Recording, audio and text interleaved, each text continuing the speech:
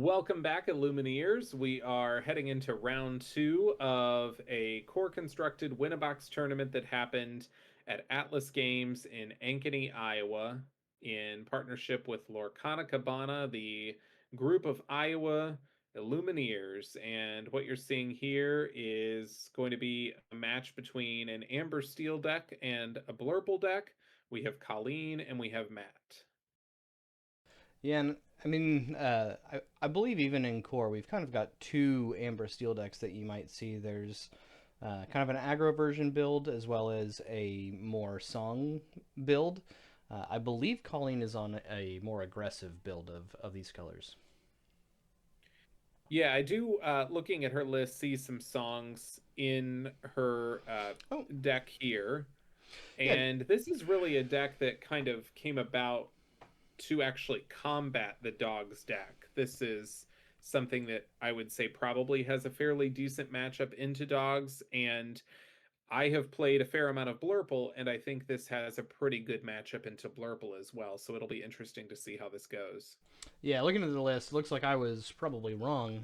This does look like more of a kind of mid range song version of the build. So it'll be interesting to see how this pairs up against the Blurple deck, which is a little bit more of a control late game type of deck.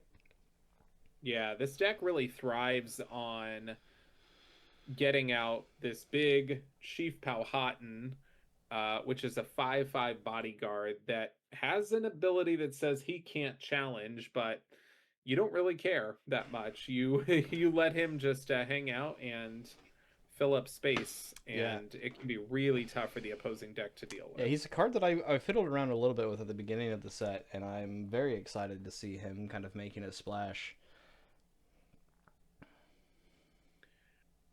So it looks like Colleen started us off and plays the one drop Rhino, and we do see in her hand that she has the shift target for this Rhino, which is a pretty powerful start against Blurple. No matter what Matt plays early in the game, it's not going to be able to deal with this Rhino for several turns.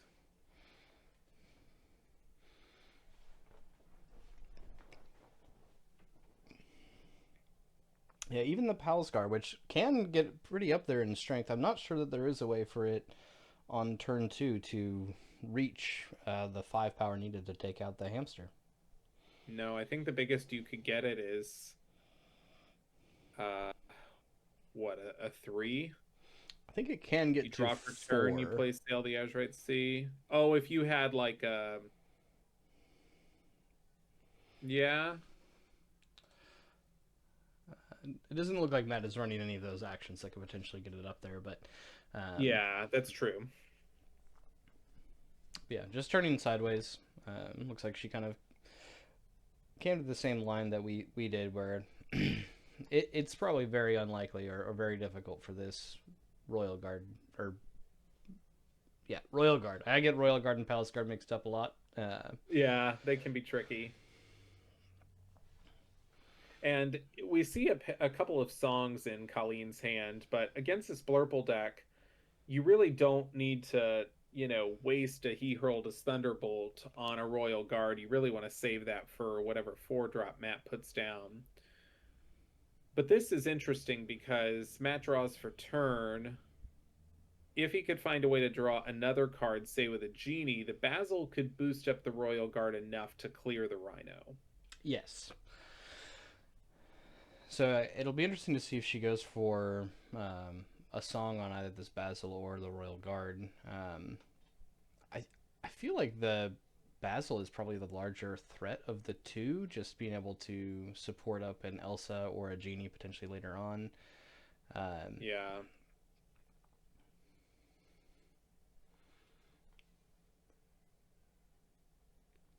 Okay, so it looks like quite a few songs in Colleen's hands. So just opting to hardcast and just get another quest in with this Rhino that is now going to be safe again.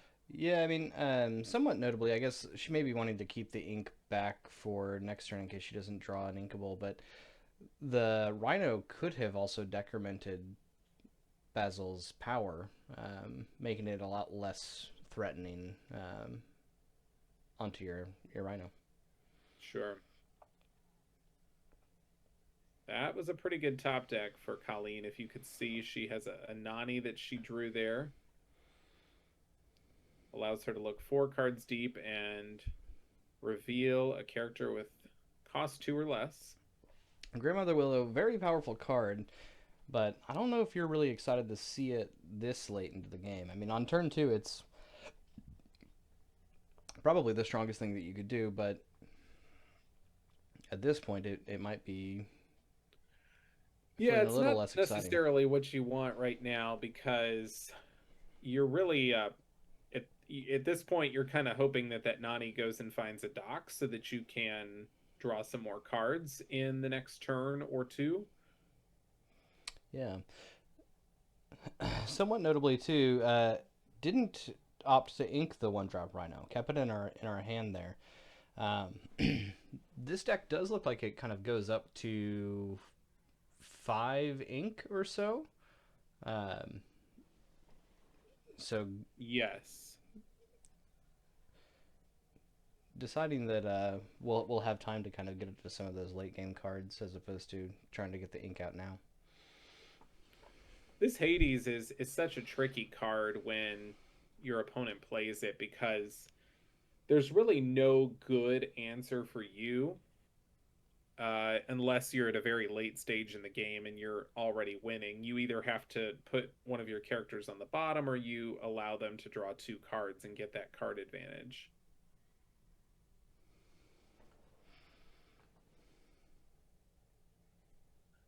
So it looks like Colleen, we're not quite getting the hands updated, but I think that's an Akud. Yep. Ooh, that was good. She top decks a dock there. So the Grandmother Willow's free.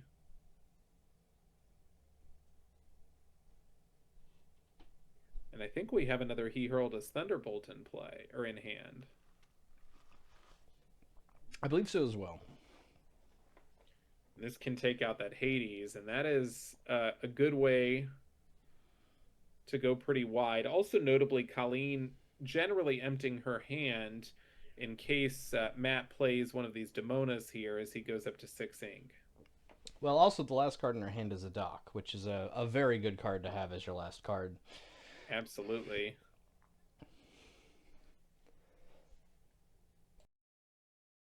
But I mean, you are right. I mean, we do see 2 Demonas sitting over in Matt's hand, and I mean, right now playing either of those, it does get a body onto the field, but drawing Colleen 2 cards here would be a little bit scary, and you wouldn't be able to trade a whole lot with this Royal Guard.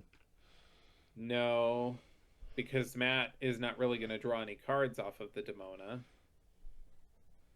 Well, draws a Oh, a Pete. Pete. Okay. So we boost up this Pete.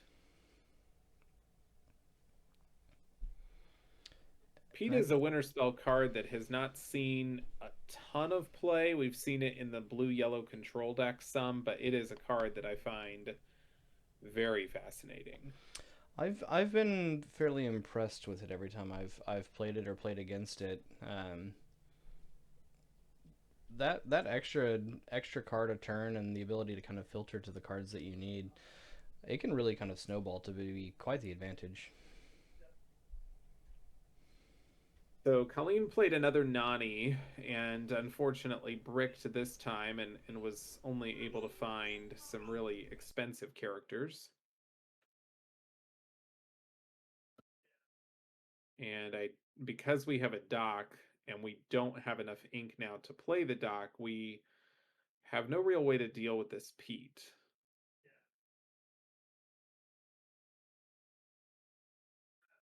Yeah, and we've got next turn. Matt has the ability to ink, play a Hades, and sing a Let It Go if he would like to, potentially removing those 2 hamsters.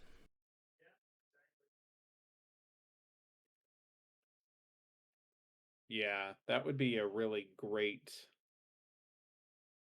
because then at that point Colleen trades 2 Nanis into the Pete, which does not feel good. Probably a trade that Matt's okay with taking.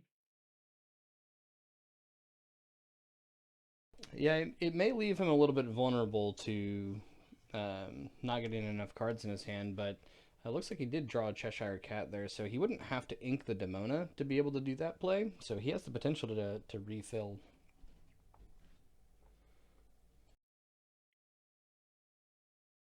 Looks like we see another Demona go into the inkwell. And we're going to do exactly, I think, what you called there.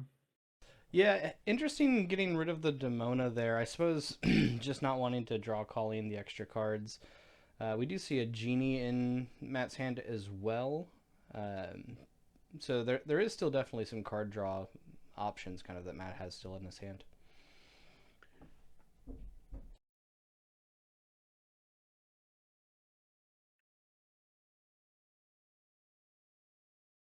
And that dock actually should just cost one. One of the dangers of playing Hades and Let It Go against this deck, though, is you give them the opportunity to really just play every single card they find. Yeah, I suppose, especially with like this more mid-range build that does want to be able to get up to those new snowboarder stitches and the angels, uh, that additional lore really could be utilized much more so than some of these kind of the more aggressive or more aggro styles of Amber Steel. Yeah, so we do see a genie and a cat in Matt's hand. The cat could be really rough for this. And it looks like we opt just to trade with the Pete, which I think is a pretty wise decision. You get a let it go that was underneath. Yeah, I think that it's kind of unfortunate that you have to do that, but I do think that it is correct to do it. I mean, if that Pete starts to get to quest and Matt gets the additional card each turn, that really could just snowball his resources further than what you can really manage.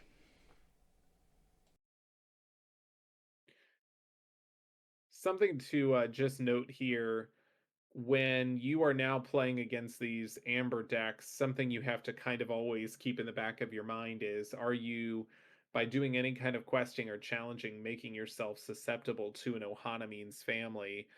The Amber Steel deck does not typically run that card, and I don't see that in Colleen's list, but I have made the mistake many times. Uh, it's harder to remember than Rapunzel, and I don't know why.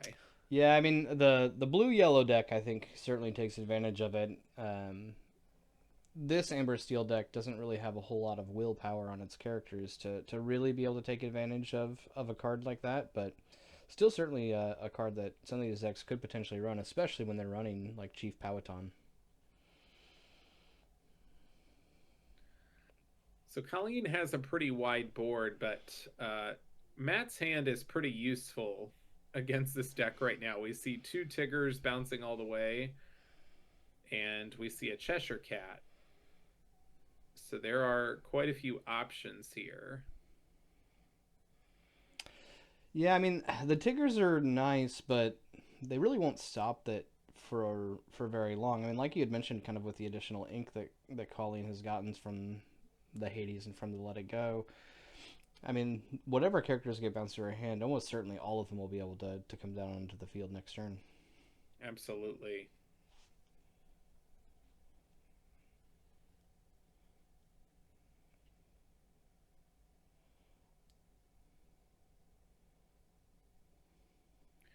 And of course, both the Doc and the Lilo that are turned sideways only deal one damage back. So the cat moving damage is not the most effective thing here because you won't be able to put two damage on one of your characters.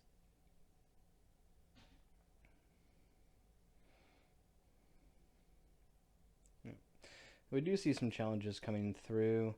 I suspect we're likely going to see Matt kind of challenge through all of these characters as much as they can, even those Lilos can kind of just come back for free, especially with the two Willows. I think you need to be able to remove the lore as much as possible. Yeah. And I think playing the Tiggers here, what they do is, yes, Colleen will be able to play them, but it does prevent a quest on the next turn, slows it down. And now you've been able to build up a pretty wide board. Yeah, and next turn I think we're looking at a point where Matt may be able to kind of turn the corner, so to speak, and get ahead on lore. And if you're able to do that as this Blurple deck, especially in this matchup, the Ember Steel deck is going to have a really hard time being able to kind of regain that board control and gain kind of that tempo back to be the one that would finish the race first. Yeah. Amber Steel really wants to kind of have the game won by turn 5, turn 6, and the longer that it goes on, Blurple is going to be able to grind and hang on longer.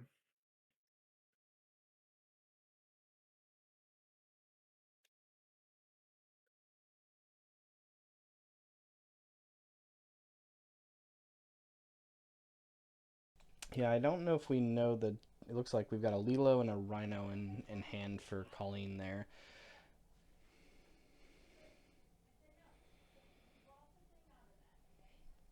And then opting to keeps the Lilo in hand. I mean, I think with 6 ink on the field, you certainly don't really need to be able to ink it and establish more cards. So I think keeping that card back makes sense. Sure. Was a little bit unfortunate for Colleen. I believe on the second Nani that she played, which was the one where everything was a little bit too expensive, I do think she sent a He Hurled Us Thunderbolt to the bottom of the deck.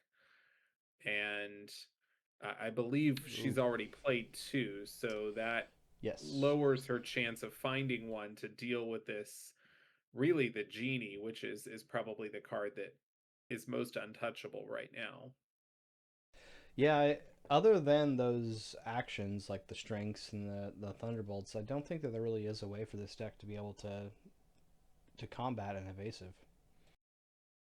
No, this is not an amber build that runs uh, the Horseman Strikes, which we see is really powerful against evasive. We're seeing that a lot again in the blue yellow control deck, but and maybe in some amber amethyst decks, but it's not in this build. We do see that cat come down, being able to shift damage, opting to put the damage on the Rhino, which notably does turn off the resist ability of that Rhino. So I think a very very smart play to be able to kind of just turn that ability off and make the challenges just trade a 1 for 1 no matter what that Rhino crashes into. Absolutely. And you see Matt now comfortably turning these two Tiggers sideways and says, if you want to crash your Rhino in, that's fine because your Rhino goes away too.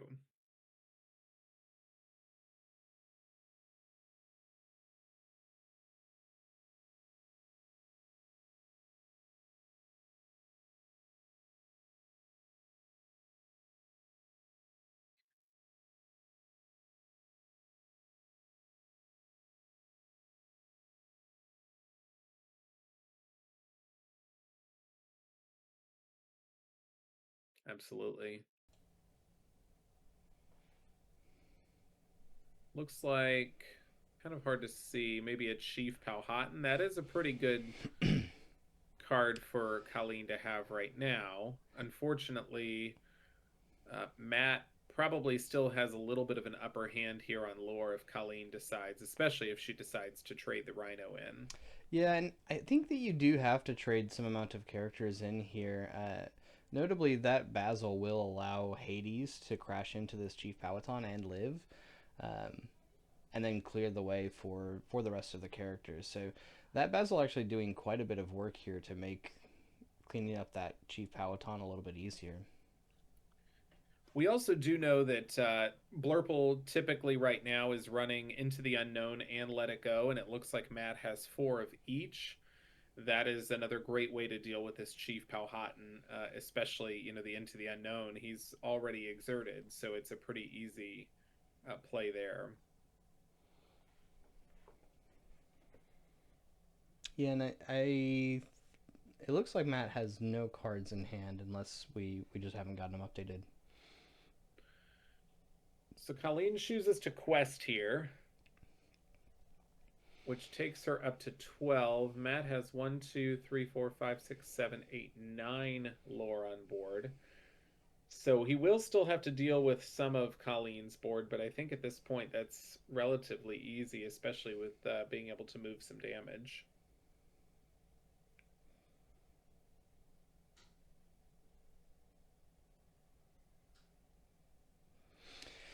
Yeah, I mean, I think the first thing has to be kind of this Basil quest, support up the Hades to be able to get through the chief.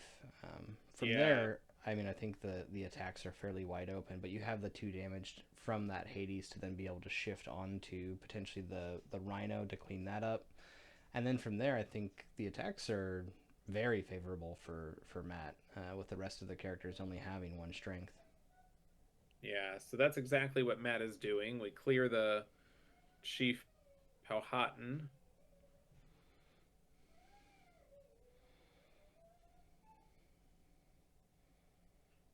Yep. Clear the Lilo. This Tigger probably clears one of the Willows or the baby Rhino. Our Royal Guard now is available too. Yep.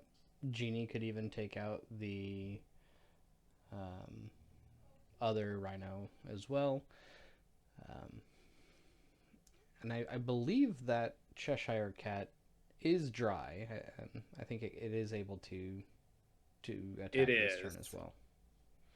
And yet we do see the damage come off of that Hades, which just kind of helps sure up the Hades a little bit more.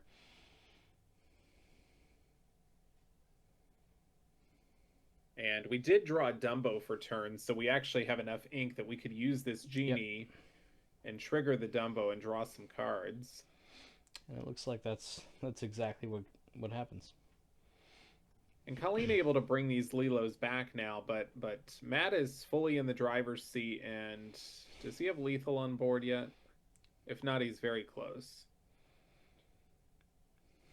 Looks like we've got 10 on board for Matt. So we still have to deal with these. Oh well, actually, I mean, yeah, we still have to deal probably with a Lilo to be comfortable. Potentially, but I mean, the Amber Steel deck doesn't really have a good way to gain a burst of lore, so letting them go to 19 and you sitting at 18 with a board that can quest for 10 is a pretty comfortable spot. It is Um, pretty safe, yeah. I think I'm a little scarred from. Do you remember a couple sets ago when Darling Deer was a card that people played in their Amber Steel builds, and that sure. could get you pretty quick. Yep. And Colleen says, "Well, you took my Chief Powhatan, so I call that game." Yeah, and I think that that's fair.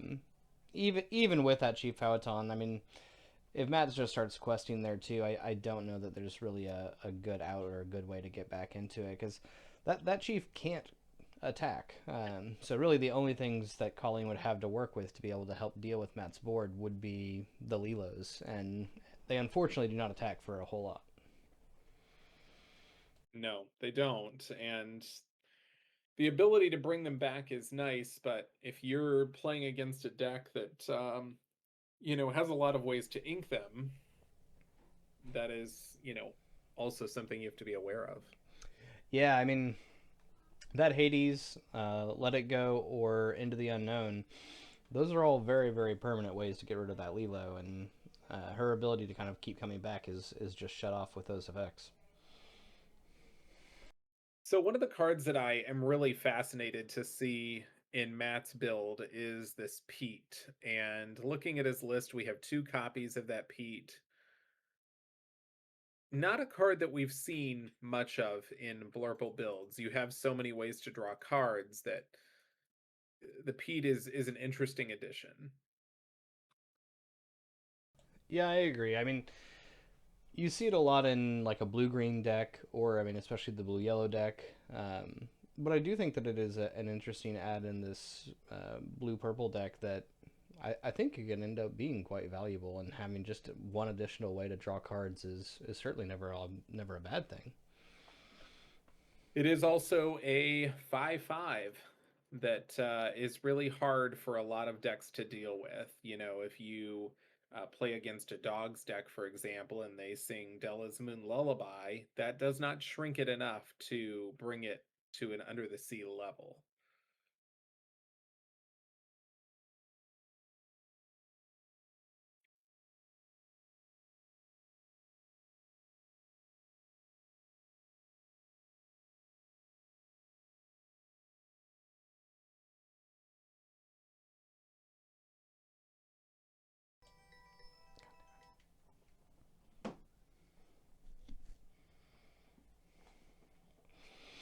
So we've got Colleen going first here.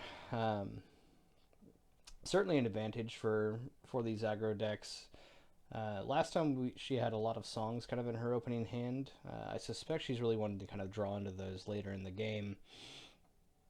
So it'll be interesting to see what her opening hand looks like this round. Yeah, I would imagine we want to see something early that could sing an Akud and get one of these larger characters online pretty fast. Maybe an Ariel that can be boosted to draw cards.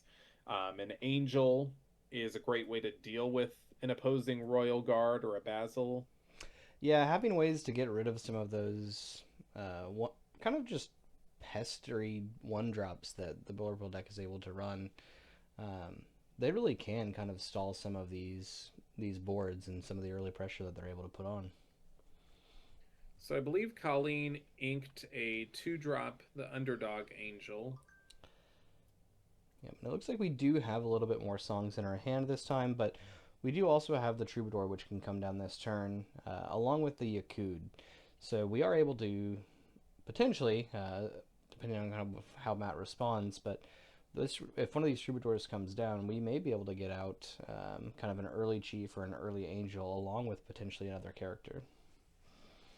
Yeah, and this Troubadour is actually a card that Blurple has a lot of difficulty removing. That resist +1 on a character that already has 3 willpower can be really tough.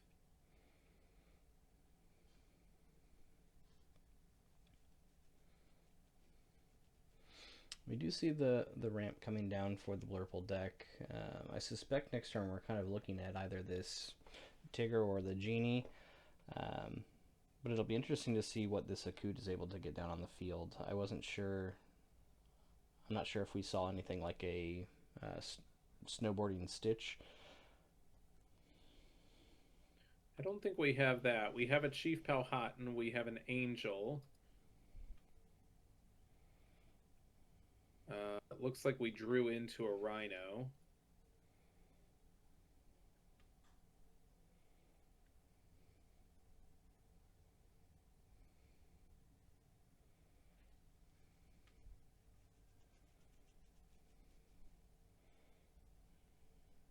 We choose to ink an Angel. Which I think we had drawn an additional Angel. So I do believe that there is still one in Okay. the hand. Looks like we're getting that updated right here. So we'll see if that's true. Yes, looks like we do still have an Angel in the hand. So we could end up playing the Angel or the Chief Powhatan next turn. I suspect that that Chief would be kind of the direction that we are currently kind of looking at seeing, and then potentially just trying to start getting that questing going. Yeah, I think also interesting is knowing that this Blurple deck does play something like Tigger. You want to get a Rhino down that can effectively sing songs as well, but Yeah, another Akud in hand here. That makes this really pretty fun. kind of interesting that Matt didn't opt for the Tigger there. Um, I do think that this Troubadour's ability to sing these songs and kind of keep some of the momentum going, it is something that needs to kind of be respected a little bit.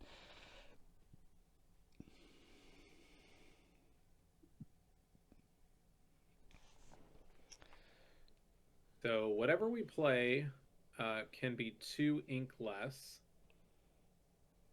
Yeah, and I'm We not know sure. Did you see the card that was drawn off of the Akud? I did not. But we do have that Chief in hand. We also have Angel. Okay. So we choose to play another Troubadour, which Yep. comes down for free. Because we can now sing the strength on the genie. Yep. That's okay.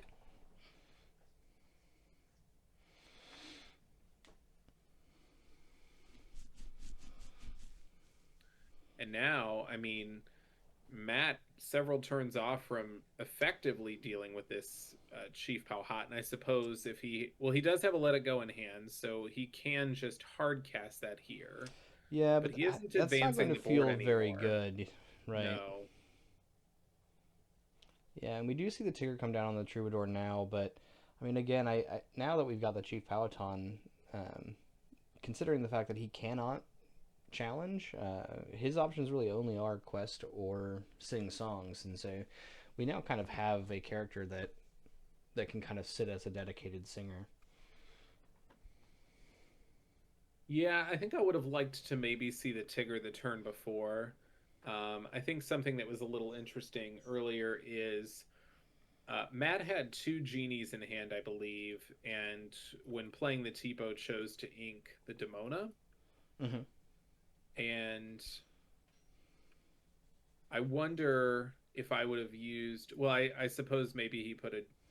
No, there's another genie in hand, so I don't know what he inked with the Tipo, the hidden card. Yeah, and I think we still have a strength in hand for Colleen, so we could see that come down and take out this genie, which I suspect that we will, or this Tigger, and I suspect that we will, so that the ability to challenge into the chief is greatly diminished. But it'll be interesting to see whether or not she chooses to ink for this turn, because I think we could play both of the characters in her hand along with that strength if really wanted to. I don't know what's in her hand. Do you were you able to I believe see? it's a one drop Rhino, the Troubadour that was put there, in a strength.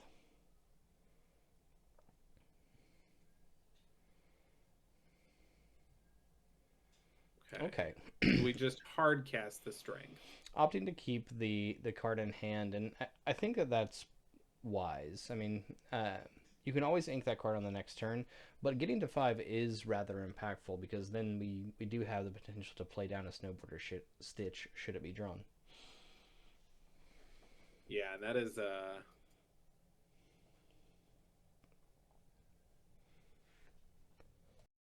we play another Tigger here. Matt is on 5 inks, so he'll ink here, and then we do have a Hades in hand to deal with something next turn. We definitely do. I mean, Collins hasn't been able to quest for too large of amounts really yet, but these characters really are going to be an issue. The Hades is going to be able to come down and take out something, but it'll be interesting to see whether or not she decides on the Chief Powhatan or the Rhino. So we drew an aerial off the top. And I think, yeah, playing the two troubadours makes sense. We don't have any songs right now, and you risk the aerial just immediately getting banished by a Hades. Yeah, and doing Or, it this I'm way, sorry, ink. as long as one of these troubadours is able to kind of come back to your turn, you always have the potential to draw into a song that you can then play down the aerial to then potentially get it out there. Looks like we do see the Hades come down, and we take that Chief Powhatan. And notably, that does now give Colleen the fifth ink. So she does now have access to the ability to play the aerial and boost it on the same turn.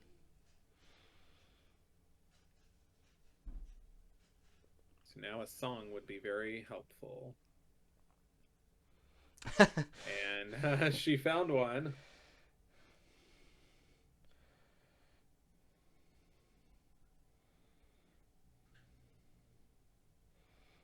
I suspect we see that just get fired off onto the Tigger. It actually is the best challenger on Matt's side, and there isn't quite enough characters to be able to take out the Hades yet. And so yeah, we do see that come down, and then allowing Colleen to draw a card off of that now boosted aerial. Yeah, what's really fascinating here is that this Troubadour is just such a powerful card because Hades and Tipo cannot work together to remove it. Yep. All of the quests and things like that are relatively free here. We do still see a Let It Go and a Genie in Matt's hand. So it'll be interesting to see where that Let It Go ends up getting pointed. I suspect that we'll see it get sung with his Hades.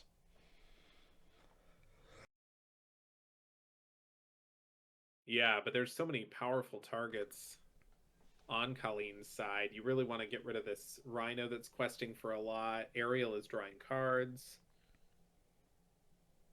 Yeah, I mean, all of the targets are very, very good.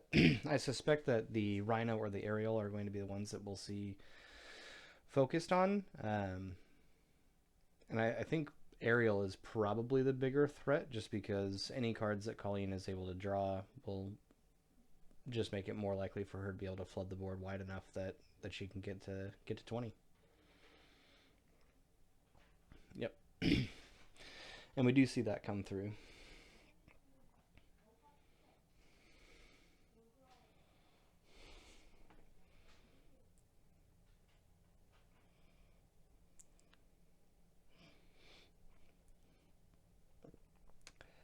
But yeah, interestingly here, I think the only inkable left in Matt's hand is he's got a Dumbo and a Hades left, I believe. I don't think we've seen this hand get updated so far.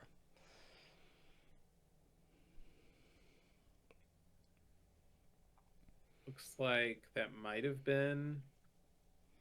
Oh, Colleen's hand is showing a dock on the other side. That might have been her last card last turn. Okay, so we have a Cood. So we choose just a hard cast. The Willow is free. And then we play the dock. That's probably enough. That's very, very strong for sure. I was going to Especially, say to seal this up for Colleen. especially because I mean, none of these characters can really be taken out that effectively. They'd all have to be challenged with multiple characters. Um, And we can just continue going wide. That's probably it. Blurple is not a deck that is known for dealing effectively with very wide boards. No, I mean, it does have access to the new spooky site. Or I don't know if it's necessarily new. That might have been Whispers, but it does have access to that card now. But I feel like we don't see it typically ran in these Blurple lists. Not usually. I have toyed around with it a little bit in some Blurple lists that I've been running. Um, but it has, Spooky Side is a hard card because against certain matchups, it is not very helpful at all. Yeah. And you really in Blurple are not running the 4-drop Cinderella, so your only way to ink an uninkable card is with a Tipo, and if that Spooky Sight gets stuck in your hand, it can be kind of rough. So yeah, it looks like we're looking at deciding to quest or not, opting to go challenge into the Hades, and I think we had kind of heard there for a little bit that she was afraid of second star to the right, is kind of her justification for making that call. We obviously can see that card is not in Matt's deck, but that is a card that could potentially snowball a victory. Yes, and I will say, Colleen's husband, who has played on stream on a couple of our things here already, is a big fan of second star to the right. So I could see why that's something that There could be about. some internal trauma that's happening.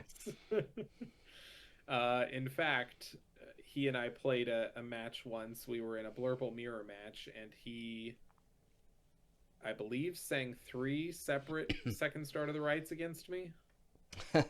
That is quite a few cards. But I do think 15 cards.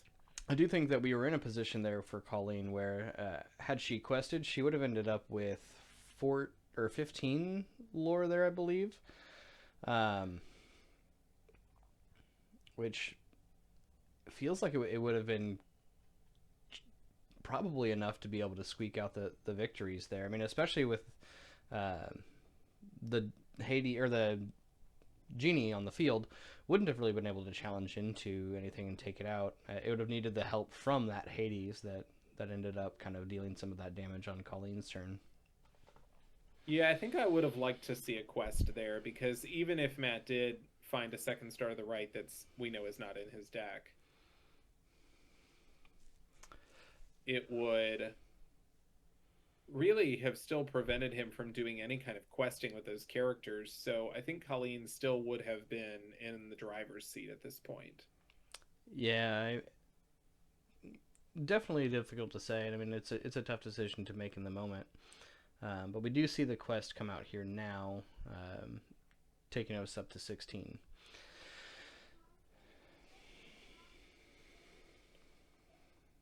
We will be able to remove at least two things on Colleen's side. This Yep. genie can take out Angel or a Willow or the Troubadour now. Notably, though, I mean, two things is not enough things. I mean, that does still leave Colleen with 4 lore on her next turn, which will be enough to take her to 20.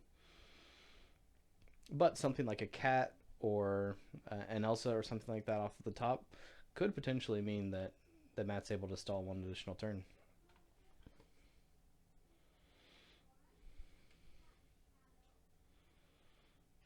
Although Matt's still at 0, so even if he is able to fight his way through this board, he will have to hold it off for quite a while. He's got a lot of catching up to do.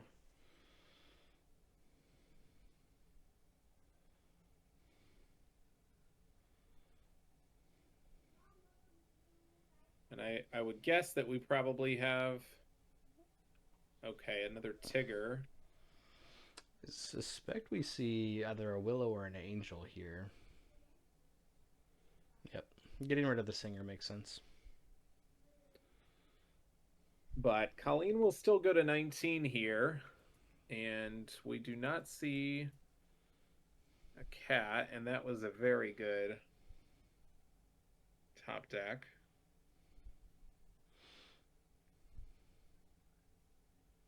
Now we can just play the Yep. Willow and play the Angel, quest safely to 19, and I think that's probably it. It looks like she may have gotten a little overeager and paid an additional one for that Angel, but I don't think When that you that have will the ink, matter. you have the ink. Maybe sometimes you don't even need Grandmother Willow.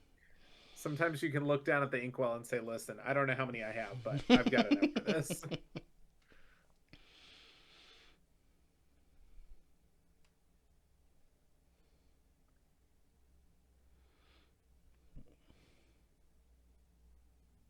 So I think I hear Matt saying he drew a cat, Yeah, but it would but only be able I to don't take know out that one that's of the enough to threats. deal everything. Yeah. So we are 1-1. Yeah, going to the game 3, but we do have Matt on the play for this one, which I think the play versus draw in this matchup matters a lot. Absolutely. Yeah, I mean it likely matters a lot in every matchup, but I do think that there are certain ones that it tends to kind of be a bit more polarizing.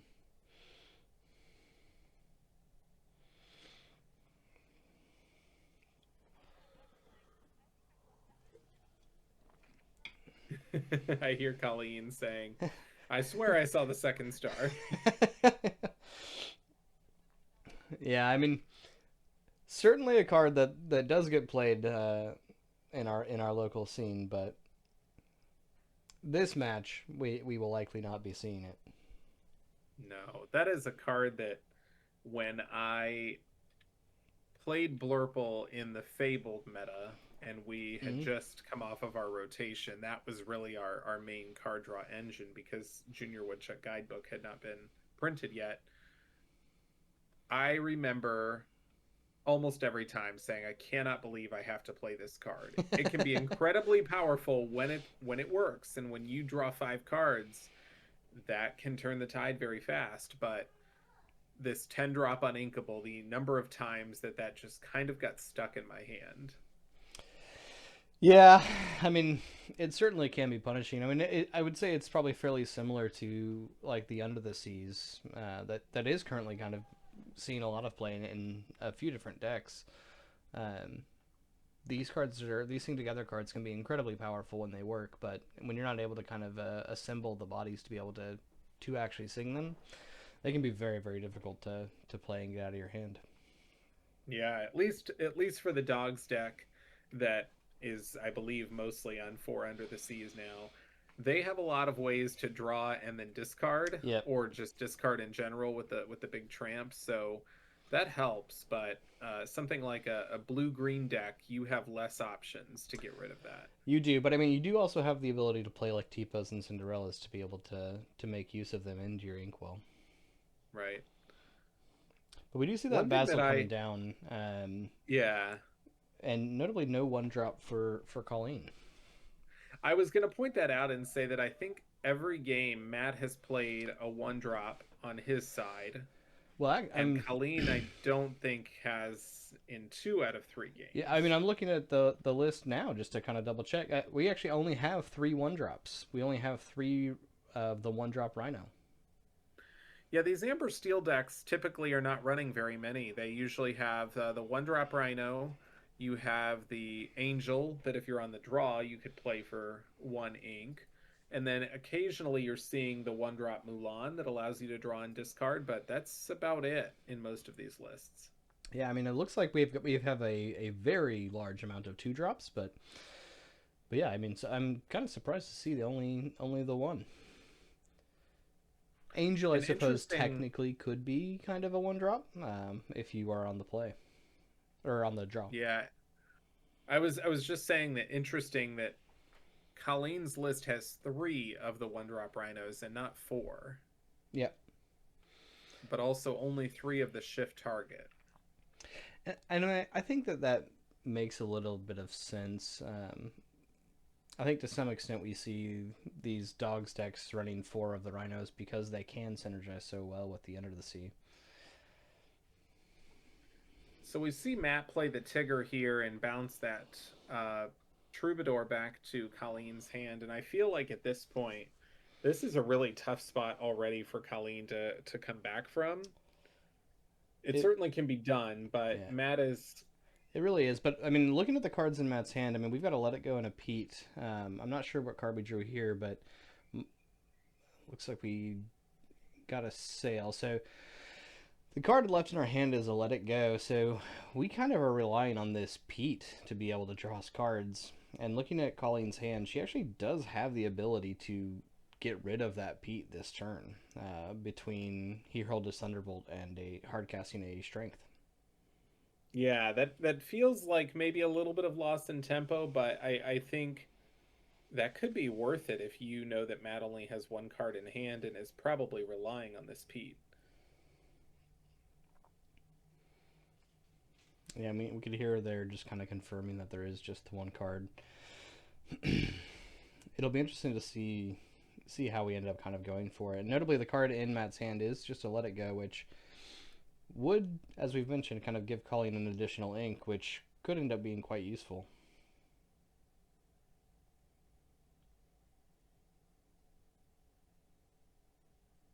So it looks like we will not go for that play. Well, we still could if we ink the angel. No, Oh, I think she just said, I could actually deal with this Pete. yeah, actually, if it looks like we have a Grandmother Willow in our hand there. Um, I,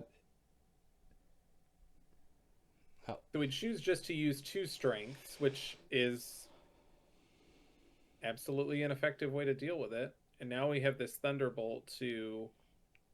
yep, and then a Nani and yep, just a Nani and a Thunderbolt. Unfortunately, it does look like for Colleen, she played that really well, and we're going to see Demona come down on Matt's side. Ooh, yeah, that And is he will rough. draw 3 cards. And now this Basil could, quite honestly, boost up the Tigger, and you could get rid of the Troubadour. I mean, you can Tigger can get rid of the Troubadour either way, but we could see Oh, the yes. Basil buff the Tipo To up get rid of this to Grandmother Willow. yep, Yeah. yeah, and that is very unfortunate. But I mean, as the saying goes, sometimes it's better to be lucky than good. Uh, Absolutely. And now we see Hades, both versions of Hades in Matt's hand, which is Along with the Let It Go. exactly where he wants to be. Yeah, and we are at going to 7 ink on Matt's next turn, so we will have the ability to play that Hades down. And Colleen finding nothing off the Nani. That is tough.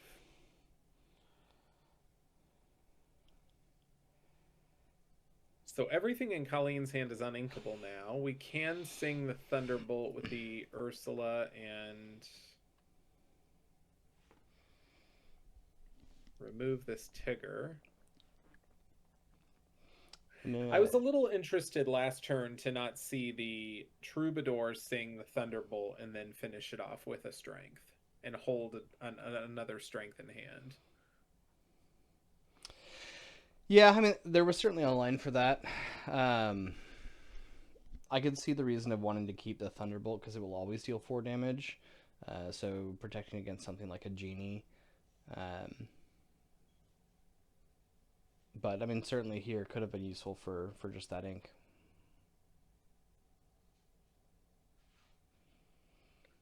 And we're going to be able to clear everything now as we play an Elsa.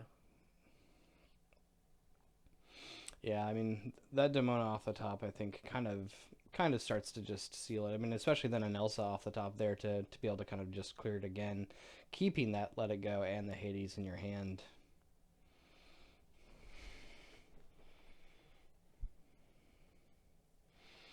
And yeah, I mean, unfortunately, kind of in the situation here where that we had kind of mentioned before, where these Amber Steel decks really are not very good at retaking the board once it's been lost.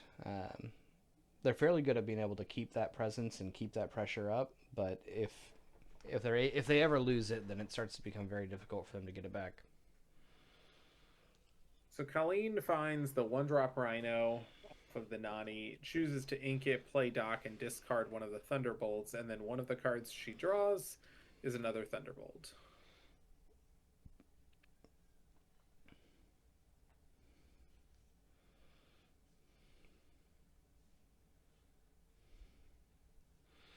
Yep. And Matt is already at 12. I don't know that there is a way for Amber Steel to come back from this. Yeah, notably opting to kind of take the additional turn there and get rid of the dock.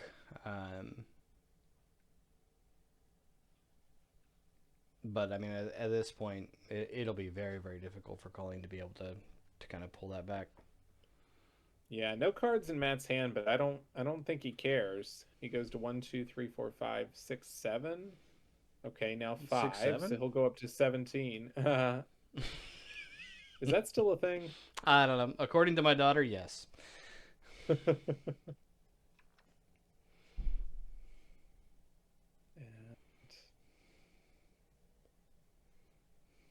we see Matt quest all the way up to 17.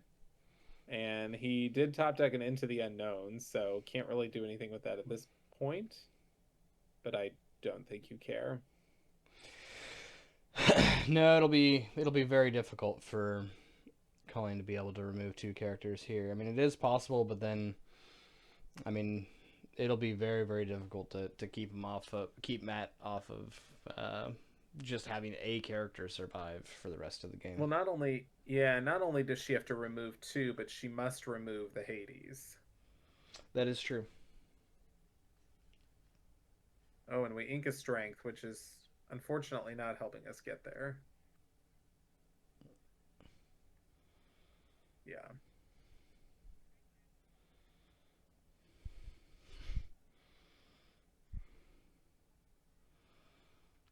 Yep, and packing it up there. And I mean, really the turning point of that game, I think, was that Demona off the top. That just let Matt kind of attack incredibly favorably into the bodies over on Colleen's side while also restocking his hand, which was empty as far as anything else. Yeah, this Demona is somewhat of a pseudo board wipe. It is just really an effective way when you have lost a little bit of tempo to just say, "Oh, I'm not out of this at all. I'm coming right back into it." Yeah. But that will do it for our round 2. We've got 2 more rounds of Swiss left to go, and then cut to our semifinals and our finals. We look forward to it.